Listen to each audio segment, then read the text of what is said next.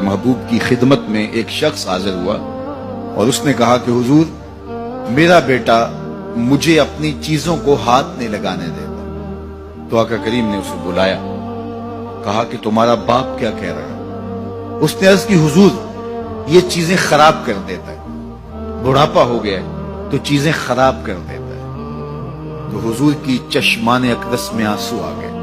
فرمایا ایک وقت تھا کہ اس کی چیزیں تو خراب کرتا تھا اور اس نے کبھی نہیں روکا تھا۔ تو حضور نے ایک تاریخ ساز جملہ ارشاد فرمایا، انتا و مالو کا لے ابی کا، تو بھی اور تیرا مال بھی تیرے باپ کا ہے۔ وہ جو چاہے کرے تو اس کو روک نہیں سکتا، لیکن اولادیں جب سمجھدار ہونے لگے تو وہ والدین کو دقیانوس سمجھتی، وہ والدین کو اولڈ فیشن سمجھ لیتی، وہ سمجھتی ہیں کہ یہ تو جدید دور کے تقاضوں کو جانتی نہیں، حالانکہ والدین نے چکی کی طرح زمانے کو پیسا ہوتا ہے اور حالات کے جبر کو سہا ہوتا ہے اور تجربات کی چکی میں خود پسے ہوتے ہیں اور انہیں پتا ہوتا ہے کہ جو ہے وہ کیسے زندگی گزارنی ہے۔ اگرچہ وہ جدید دنیا کی اصطلاحات سے واقف نہ ہوں اور جدید زبانوں اور لہجوں سے آگاہ نہ ہوں، جدید فیشن انہیں نہ آتے ہوں، لیکن حالات کو کیسے گزارنا ہے یہ انہوں نے اپنے تجربات سے سیکھا ہوا ہوتا ہے، اور اولاد اگر ان کی اتباع کرتی ہے تو وہ سرخرو ہوتی ہے۔ لیکن چونکہ گرم خون جب آتا ہے تو پھر وہ چاہتا یہ ہے کہ میں زیادہ سمجھدار ہوں،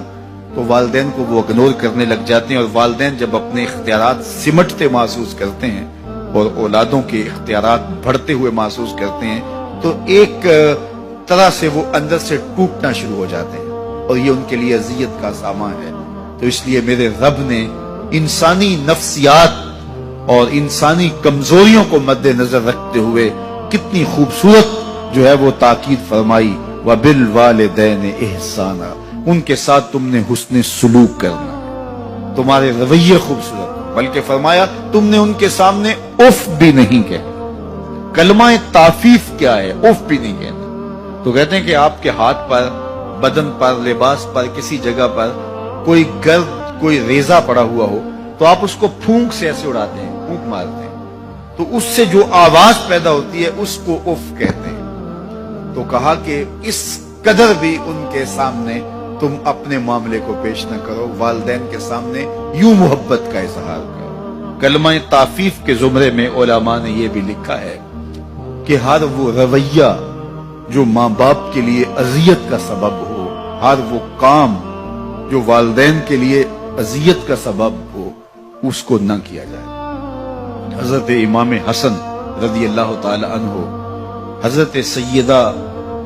فاطمہ الزہرا رضی اللہ تعالی عنہ کے ساتھ کھانا نہیں کھاتے تھے۔ ایک دن انہوں نے کہا بیٹا میری آرزو ہے کہ تم میرے ساتھ کھانا کھاؤ، لیکن میں دیکھتی ہوں کہ تم میرے ساتھ کھانا نہیں لیتے۔ تو عرض کی امی جان میں اس ڈر سے آپ کے ساتھ کھانا نہیں لیتا کہ کسی لقمے کی طرف آپ کی نظر بڑھ گئی ہو اور آپ کا ہاتھ ابھی نہیں بڑھا اور میں پہلے اس لقمے کو اٹھا لوں جس کی طرف آپ کی نگاہ سبقت لے گئی ہے، اور آپ ماں ہونے کی وجہ سے مجھے نہ روکیں۔ وہ ایک فلسفی کہتا ہے مجھے ماں کی محبت کا صحیح اندازہ اس دن ہوا